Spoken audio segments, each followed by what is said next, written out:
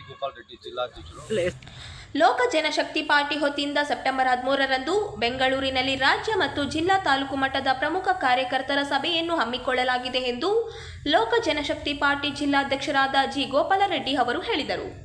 ಅವರಿಂದು ನಗರದ ಸುದ್ದಿಗಾರರೊಂದಿಗೆ ಮಾತನಾಡುತ್ತಾ ಲೋಕ ಜನಶಕ್ತಿ ಪಾರ್ಟಿ ರಾಷ್ಟ್ರೀಯ ಅಧ್ಯಕ್ಷರು ಹಾಗೂ ಕೇಂದ್ರ ಸಚಿವರಾದ ಚಿರಾಗ್ ಪಾಸ್ವಾನ್ ಹಾಗೂ ರಾಜ್ಯ ಅಧ್ಯಕ್ಷ ಸೂಚನೆ ಮೇರೆಗೆ ಕಾರ್ಯಕರ್ತರ ಸಭೆಯನ್ನು ಹಮ್ಮಿಕೊಂಡಿದ್ದು, ಈ ಕಾರ್ಯಕ್ರಮಕ್ಕೆ ನಗರ ಮತ್ತು ತಾಲೂಕು ಮಟ್ಟದಿಂದ ನೂರಾರು ಕಾರ್ಯಕರ್ತರು ಪಾಲ್ಗೊಳ್ಳಲಿದ್ದಾರೆ ಎಂದರು.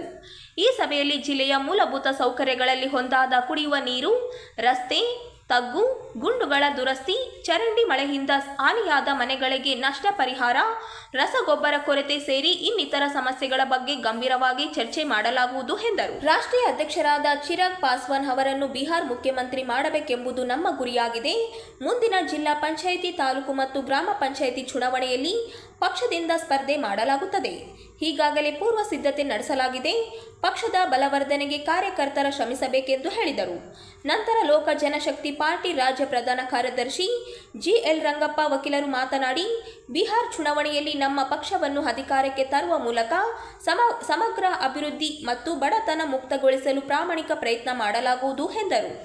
ರಾಯಚೂರು ಜಿಲ್ಲೆಯ ಗಂಭೀರ ಸಮಸ್ಯೆಗಳ ಬಗ್ಗೆ ಸುದೀರ್ಘವಾಗಿ ಚರ್ಚೆ ಮಾಡುವ ಮೂಲಕ ರಾಜ್ಯದ ಮುಖ್ಯಮಂತ್ರಿಗಳ ಗಮನ ಸೆಳೆಯಲಾಗುವುದು ಎಂದರು.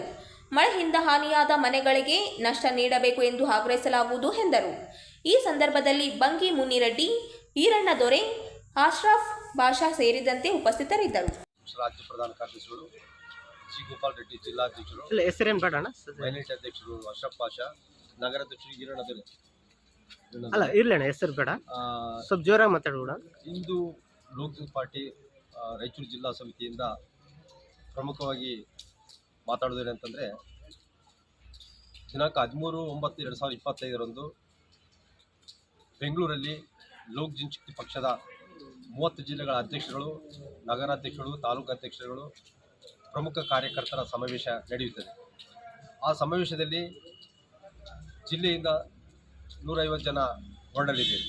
ಹಾಗೂ ಜಿಲ್ಲೆಯ ಕೆಲವೊಂದು ಮೂಲಭೂತ ಸಮಸ್ಯೆಗಳಾದ ಕುಡಿ ನೀರು, ಆಮೇಲೆ ಒಳಚರಂಡಿ, ಗೊಬ್ಬರ ಹಾಗೂ ನಮ್ಮ ತೆಗ್ಗುದಿನ್ನುಗಳನ್ನು ಮುಚ್ಚುವಂಥ ಒಂದು ವಿಷಯವನ್ನು ವಿಶೇಷವಾಗಿ ಚರ್ಚೆ ಮಾಡಿ ಅಲ್ಲಿ ಮಾನ್ಯ ಮುಖ್ಯಮಂತ್ರಿಗಳಿಗೆ ಗಮನ ಸೆಳೆಯಲಾಗುತ್ತದೆ.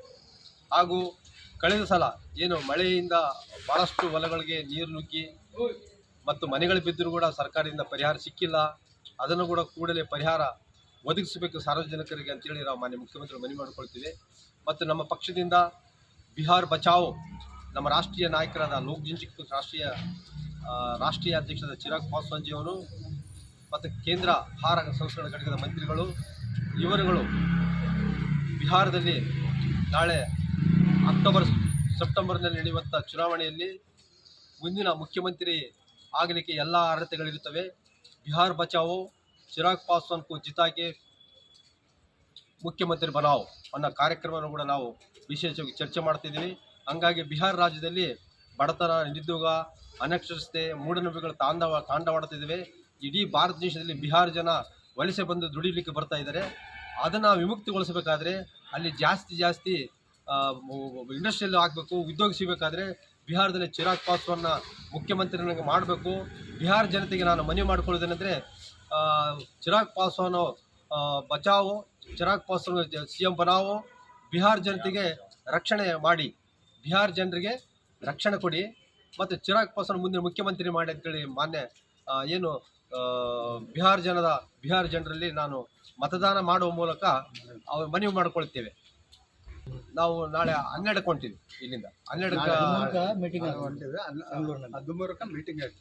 ನಮ್ಮ ಲೋಕ ಜನಶಕ್ತಿ ಪಾರ್ಟಿ ರಾಯಚೂರು ಡಿಸ್ಟಿಕ್ ನಾಳೆ 13 ತಾರೀಕಿಗೆ ರಾಜ್ಯ ಮಟ್ಟದಲ್ಲಿ ಮೀಟಿಂಗ್ ಕರೆದಾರೆ. ನಮ್ಮನ್ನು ಇಲ್ಲಿಂದ ಎಲ್ಲ ತಾಲೂಕು ಘಟಕದ ಅಧ್ಯಕ್ಷರುಗಳು ಮತ್ತು ನಮ್ಮ ಪಕ್ಷದಿಂದ ಎಲ್ಲ ಕಾರ್ಯಕರ್ತರು ನಾವು ಭಾಗವಹಿಸಕತ್ತಿದ್ವಿ. ಅದರಲ್ಲಿ ಮೇನ್ ಚರ್ಚೆ ಏನಂದರೆ, ನಮ್ಮ ಈಗ ತಾಲೂಕು ಪಂಚಾಯತ್, ಜಿಲ್ಲಾ ಪಂಚಾಯತ್ ಎಲೆಕ್ಷನ್ ಚುನಾವಣೆ ಬರ್ತಾ ಇದೆ.